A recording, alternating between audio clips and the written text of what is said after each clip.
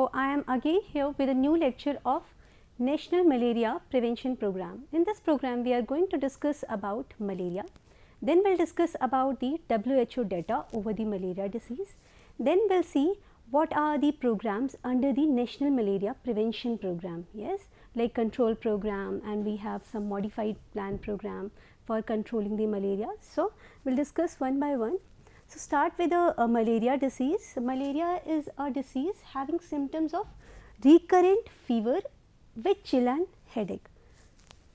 After onset of fever, it subsides after sometimes and re-again occurs. Yes. So, this is the common symptoms of the malaria. This is caused by a parasite, yes, Plasmodium, and we have basically 4 species here, yes, Plasmodium falciparum,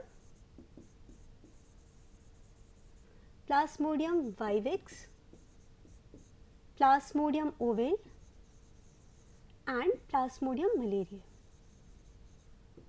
Yes. Majorly cases we have seen in India is with Plasmodium falciparum and vivax. Yes. In severe cases, it can progress to coma or even death. Yes. So, it can lead to the coma as well as death. This is one of the concern. It is caused by parasite known as Plasmodium, I told you. It commences with the bite of female Anopheles mosquitoes. So, female Anopheles mosquitoes are the carriers. Okay, these mosquitoes will carry the parasite Plasmodium and then they will cause the infection to humans. Now, see what is the data of WHO, World Health Organization. India contributes nearly 77% of total malaria cases in Southeast Asia region. Okay. The disease, I will see the distribution of the disease, yes. So, the distribution of disease, it is prevalent in the states of Rajasthan, Gujarat, Karnataka, Goa, Southern Madhya Pradesh, Chhattisgarh, Jharkhand, Odisha and northeastern states where we have seen epidemic of malaria, yes. Now, as I told you, malaria is a serious disease which is caused by a Plasmodium and the carrier here is Anopheles mosquito. So, at the time of independence, malaria was contributing 75 million cases, yes, with 0.8 million deaths. Okay. Every year we have seen this type of epidemic. And after that, there is a launch of National Malaria Control Program. Okay. And this program is launched in 1953. So, the first program we will see under the prevention. Our National Malaria Prevention Program is the National Malaria Control Program, which is launched in 1953. Now, a country-wide comprehensive program to control malaria was recommended in 1946 by the Boer Committee report. Yes, and this committee submitted its report in 1951. Yes, which is endorsed by the Planning Commission. And after that, there is a formation of National Malaria Control Program in 1953. Now, what are the strategies of this program, National Malaria Control Program? So, first principle is the principal operational activities under the control program comprised of residual insecticide spray. Okay. So, to control the malaria, what we have used here is the residual insecticide, yes, like DDT, Parathion, Malathion. These are some of the insecticides which we have used under the first step, yes. Second, malaria control teams were organized and directed by state anti-malaria organization to carry out surveys. Okay. So, this is very important to know the number of cases in a particular part, and this we are identified by doing the surveys. Yes, and to monitor the malaria incidence in the control areas. Which are the control areas? Yes, on the basis of the number of cases of malaria, we are treating those of the areas by using residual insecticide spray, okay, every 6 months or year wise or in between of the intervals. So, those are the control areas, and we are trying to identify the incidence of the cases in those areas, yes, by carrying out the surveys. Third, anti-malarial drugs were made available for the patients who were diagnosed with malaria, so that we can treat them, we can reduce the death or complications associated with malaria disease. Now, after that, there is another program, National Malaria Eradication Program. Yes, the first program we have covered is the National Malaria Control Program, which is launched in 1953. After that, there is one program, another program, National Malaria Eradication Program, which is known as NMCP. Yes, in 1958. And what was the objective of this program? To eradicate the disease. As with the name we are very clear, to eradicate, to uproot the disease. Yes, the anti-parasitic as well as anti-vector measures, yes, to kill the parasites as well as to kill the carriers, yes, means to kill the plasmodium as well as to kill the mosquitoes. Undertaken under National Malaria Eradication Program has brought down the malaria incidence to be very low level, and by launching of this program we have seen the success here. The incidence was found to be very low, nearly 4008 cases were reported in 1962. Yes, but yes, after that we have seen there is a reversal of the trend, means the cases starts to rise after that. Yes, then there is another plan which is known as Malaria Modified Plan of Operation, yes, MPO. Now, this plan is launched in 1977. Attempts at malaria eradication were given up and under review. Policy, yes, MPO was launched to review the eradication of malaria. This program was launched. What are the objectives of this MPO? Modified Malaria Plan of Operation. So, the first objective is to eliminate the malaria deaths, yes, to reduce the malaria morbidity, yes. So, the disease condition, what are the symptoms, the complications associated with it, try to reduce those of the complication. How will reduce? The early diagnosis, yes. So, for early diagnosis we need testing facilities, we need infrastructure, yes. Then with the early diagnosis as well we need the drugs, yes, we need the treatment. Then only we can reduce the malaria morbidity or as well as the malaria deaths. Maintenance of the gains achieved so far by reducing the transmission of malaria, and we know that any disease is going to cause a burden, yes. Which type of burden? Many types of burden, yes, like financial burden is there, of course, and also it is affecting the health of a person, quality of life of a person. So, we want to maintain all of the gains which will be achieved by eliminating the transmission of malaria. Now, under MPO, modified malaria plan of operation, areas were divided on the basis of API, yes. So, the areas in a particular area we have divided that area on the basis of API value, yes. What is API here? Annual Parasitic Index, yes.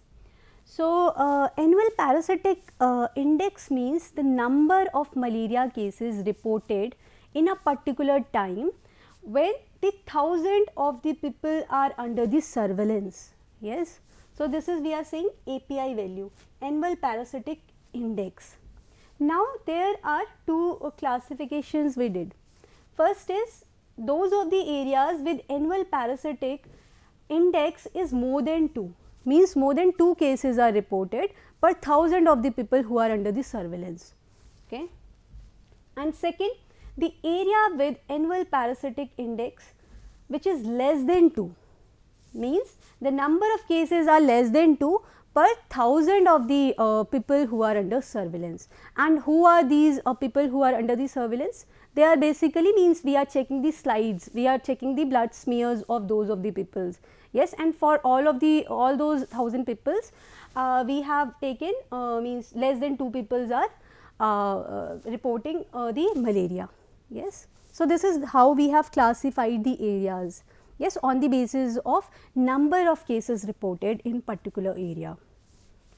So, the first here is the area with annual parasitic index more than 2. Okay. If the cases reported is more than 2 per 1000 number of people who are under surveillance, or whom we have checked the slides, blood smears. Yes. So, what we will do? Will do the regular insecticide spray. Yes. And what will use in this? Either DDT, okay, Parathion, Malathion. These are some of the examples of insecticides, and these insecticides we will use at the interval of 6 weeks. Other things will do if the area with the API is more than 2. So, we will do the entomological studies. So, we will try to find out the mosquito, yes, the number of mosquito, or plasmodium is present or parasite is present in the mosquito or not. So, that is under the entomological studies. We will do this malaria surveillance, number of new cases which are emerging in the area, or the cases which are already there and we are controlling them. Okay. So, that will be under the surveillance. Now, treatment of all of the cases. The cases which reported malaria, diagnosed malaria, will treat by giving some treatment. Yes. Intensify efforts in rural areas. So, rural areas are areas where the people are not able to access the facility. So, we are trying to intensify our efforts in this area. Yes. Then only will reduce the morbidity or mortality which we want actually. Yes. Then decentralization of lab services to PHC levels. We know we have a lab facility at national level, but we have to decentralize those of the labs to the community level or to the primary center. Establishment of drug distribution centers. Yes, this is very important, DDC. So, what we did, we have established two things here under the malaria surveillance program. First is what we did is DDC, establishment of drug distribution centers from where the drugs are distributed. Yes, and there is another establishment is known as FTD, which is known as a fever treatment depots. Now, see another area with API less than 2. Okay. So, these are the areas where the number of cases reported with malaria is less than 2. So, what we will do here? First, focal spray of DDT, means insecticide sprays. Yes. So, DDT could be there, BHC could be there, Malathion could be there if the case of Plasmodium falciparum occurs in the area. So, there are many species I told you in the initial also, like Plasmodium falciparum, Vivax, Ovale, Malaria, but in India we have seen most of the cases are with Plasmodium falciparum or Vivax. Now, active and passive surveillance is required, both type of surveillance. What do you mean by active or passive? See, active surveillance here means the health authorities, okay, health personals, they are also approaching from home to home, okay, they are doing home to home survey, they are checking the blood smears, they are doing the surveys. So, this is under your active surveillance. Now passive surveillance, the patients voluntarily they are going for the checkup if they are suffering from any of the signs and symptoms. Yes, so both of the surveillance are required here.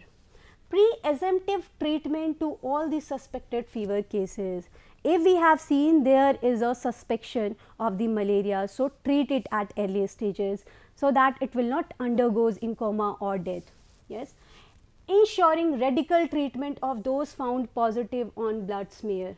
So this is surety here we are getting from the results on the blood smears. Yes, so blood smears are the part of the diagnosis of malaria, and with the help of those of the blood smears, either it is positive or negative, will conclude on that basis will treat the patient. Epidemiological investigation of the cases to determine causative factors. Okay, so it is very required to identify the cases by the surveys in a particular area, to identify the number of cases, which are the cases with which of the species. Yes, so epidemiological investigation is required of case to determine what are the causes, what are the causative factors. Now see condition, insecticides and dose and frequency. So in both of the cases, either the area is of less than 2, means the API score is less than 2, or API score is more than 2. For both of the areas, what we have to do is we have to spray insecticides. Yes, so there are condition and there is a dose and frequency. Yes, non-refractory, first condition we'll see here, first, second and third, there are 3 conditions. First, non-refractory to DDT. Yes, means the area where we can apply DDT. Yes, so for those of the areas will apply the DDT 1 gram per square meter and 2 rounds will provide. Yes, means 2 times will give this 1 gram per square meter area. Second condition, where refractory to DDT, means DDT is not effective. At that condition, what will give? Will give the malathion spray. Yes, and that malathion spray requires at least 2 grams per square meter, and this requires the 3 rounds. Okay, so 3 times we have to do this. Third, if the malathion is not effective, then what we'll do? We'll provide some pyrethroids. Yes, these are also very good insecticides. So how much the dose here is 0.25 gram per square meter, and 2 times will provide, 2 rounds will be there for controlling the malaria in a particular area. Now see, in one of the slide I told you we have established 2 things. One is the fever treatment depots and another is drug distribution centers. So what they are doing, these centers have some facilities. We'll see by this what are the facilities a fever treatment depot or a drug distribution center has. See, first one here, the FTD, fever treatment depot holder, giving training at primary health care. Okay, so these personnel who will hold the fever treatment depot, they will get the training at primary health care. Yes, what they will do, they will collect the blood smears. Okay, means the slides. Okay, they will prepare these slides and they will see these slides. Of course, they will try to identify in these of these smears about the malaria detection they will do, or this species as well. Then they will provide presumptive treatment. Yes, on the basis of suspicion of the symptoms the patient is showing, or if it is showed by the blood smears, they will treat them accordingly. Then impregnation of bed nets. Okay, so bed nets, insecticide treated bed nets are required to control malaria. This is also one of the important action we have taken under the program. Yes, so those bed nets should be impregnated with the insecticides. Then promotion of larvivorous fishes. There are some type of fishes which are used, some types of fishes which are used to control the malaria, because these fishes, what these larvivorous fishes are doing, they will eat the larva of the this plasmodium. Yes, as well as they will eat the plasmodium, as well as they will eat the larva of the mosquito. Yes, then see DDC establishment if no FTD. Yes, if there is no fever treatment depot present, then there should be a DDC at least, okay, drug distribution centers. So in these centers we have one facility not present, that is the collection of blood sample. Otherwise, if you will see or compare it between the FTD, all of the other facilities are here. Yes, like providing the presumptive treatment to the patients on the basis of symptoms or the result of the blood smears, and impregnation of the bed nets, okay, means insecticide treated bed nets, and promotion of the larvivorous fishes which will eat the larva of the mosquitoes. Okay, so we are eliminating the carriers here. So these type of facilities are present at DDC, and these type of facilities are present at FTD, and if FTD is not present, at least DDC should be there, drug distribution centers. Now see the diagnosis of malaria in National Vector-Borne Disease Control Program. Okay, there at last we have seen in 2003 to 2004 we have seen one program, National Vector-Borne Disease Control Program, and under this program a malaria component is integrated. Yes, so under this vector-borne disease control program, which is including one of the part malaria and other there are some other part as well, we will cover it in a later slides, but now what is important is the diagnosis of the malaria. So how we will do the diagnosis? We will do it by the peripheral blood smear. Okay. From the starting I was telling to you about how we will diagnose the patient. So it is diagnosed on the basis of the blood smears. Okay, we are making the slides and then we will identify which of the species is present, or malaria or plasmodium is present or not. Yes. So how we will make the smears? We can make it on two ways. First, the thick smear or the thin smear. Yes, if we are making the thin smear, what will identify? Will identify the species identification. Okay, which species is there. Or thick smear is showing the sensitivity, means presence of malaria or not, means presence of plasmodium or not. So these two type of smears can be prepared, and on that basis will identify either there is a presence of malaria or not, or the species identification as well. If I am saying species, it means the vivax is present, or falciparum is present, or malaria is present, or ovale is present, like this. Yes. Now which stain is used to prepare these of the blood smears? We are using the JSB. What it means? The Jaswant Singh Bhattacharya stain. Okay, so this you have to note down. We are using the JSB stain, and on these slides we are, on the basis of these slides which we are checking, this is under the malaria surveillance, we are identifying the API value. Yes, annual parasitic index means how many cases are reporting the malaria per thousand of the population under the surveillance. Per thousand of the population we are doing the blood smear examination. Then see, malaria diagnosis also includes one test here, is the dipstick test. Yes, in these selected areas. So the areas which are epidemic areas, we are doing the dipstick test, and this is a very good test. What we are doing here is we are taking the urine sample. Okay, so there is a one stick here, we can see. In this this strip shows different colors. Okay, and when we'll dip it in the urine, okay, so we'll check the components present on the basis of the color, will identify it. Okay, so this is the dipstick test we are doing under the malaria surveillance program in some of the selected areas or the epidemic areas by using the urine sample, and on the basis of the color which we'll get by dipping the this strip in the sample.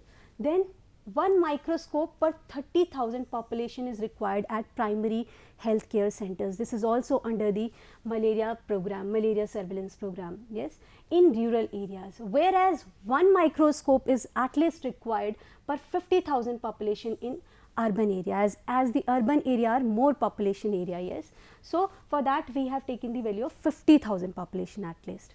Then there are some link workers which are helping at the fundamental level to identify the malaria cases, then to monitor the number of cases and do the surveillance. They are helping in it. So these link workers are at least one link worker per 2000 population in high Plasmodium falciparum area, the areas which are showing the number of cases every year, every time. So for those of the areas we required at least one link worker. Yes, then there should be at least one fever treatment depot in every village. Yes. Then see what are the other tests which will do in the malaria detection. So the first we did is a dipstick test. Yes, this is a very good test. In this we are identifying one protein, okay, and this protein will identify on the basis of the color change on the strip when it is dipped to the urine of a particular patient, okay, urine sample. So what we are identifying, Plasmodium falciparum histidine rich protein is present, okay, in the sample. If it is present, of course the person is suffering from the malaria. Then Leishman stain is used. There are different type stainings also. So these stains are also like Leishman stain, Field stain, acridine orange stain. These are the stains required while preparing the slides, blood smears, and will identify the Plasmodium species or the presence of the malaria by using these stains. Yes. Now see, what is good about the dipstick test is it is giving results in 3 to 5 minutes. The specificity and negative predictive value is 99%. It means the results which is shown by this test is very good. We can rely on this test. Yes. Not as effective when parasite levels are less than 100 parasites per ml of the blood. Okay, so we have to see the levels also. If the levels are less than 100, then there may be chance that the test will not give the result. Yes, there is another test which is called as a optimal test. In this test, what we are identifying? We are identifying parasite specific lactic dehydrogenase, which is known as LDH dipstick test. Okay, in the first dipstick test I told you about, we are identifying the Plasmodium histidine protein. Here we are identifying the lactic dehydrogenase. So this is the difference here. Yes, this is positive in Plasmodium falciparum and Plasmodium vivax parasitemia. If it is present in the blood, it will show the result, means if it will give the positive result. This is a simple test and superior to Plasmodium, the Plasmodium histidine detection test. Yes. Thank you so much. I hope this is clear to all of you about the malaria prevention program. In the next lecture, we are going to discuss about the other aspects of the program. We'll meet in the next lecture.